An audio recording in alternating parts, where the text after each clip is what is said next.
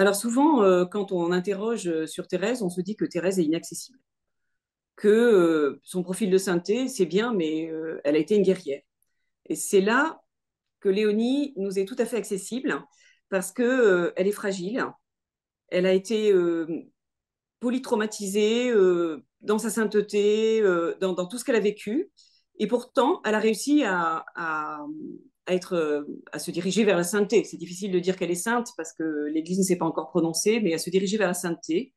Parce que cette petite voie n'est pas une ascension vers une montagne de perfection, mais justement une descente dans la vallée de l'humilité, dans la vallée de ce qu'on est nous, dans notre intimité, avec nos doutes, nos ombres. Et le Seigneur descend jusqu'à cette intimité, descend, choisit tout, transfigure tout, parce qu'il a tout porté. Et Léonie, c'est l'illustration de cette sainteté pour les nuls que nous sommes, en fait, qui est d'accueillir cette miséricorde de Dieu dans notre vie.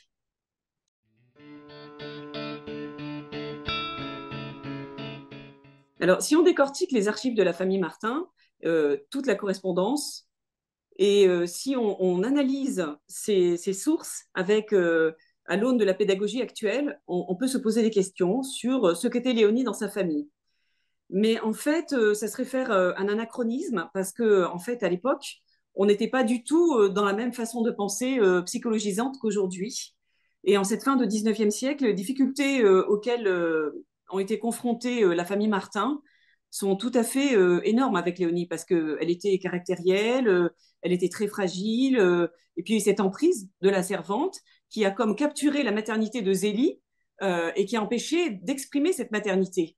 Et c'est là où est le grand malentendu. C'est que Léonie a été incomprise à cause de la servante, à cause de ses difficultés de caractère, mais elle a été très très aimée parce que Zélie dit que Léonie est sa grande peine et justement c'est son enfant préféré parce que c'est son enfant la plus fragile.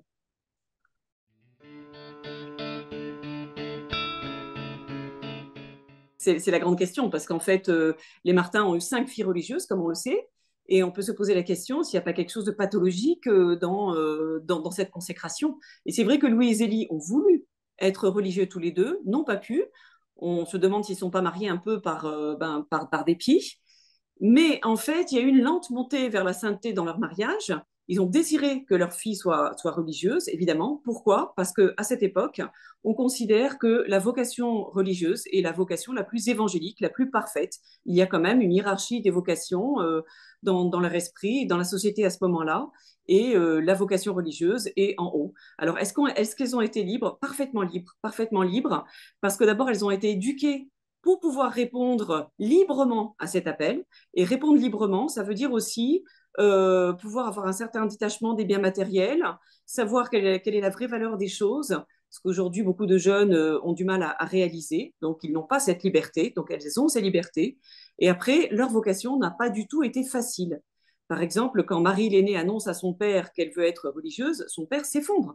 Il lui dit, mais je pensais que tu allais rester avec moi. Donc non, ils n'ont pas poussé leur fille parce que les Martins ne placent jamais leur désir par rapport à leurs enfants avant l'appel du Seigneur. Donc elles ont été parfaitement libres dans le sens où les parents ne leur ont pas imposé cette vocation, mais ils les ont rendues libres de répondre à cet appel, oui.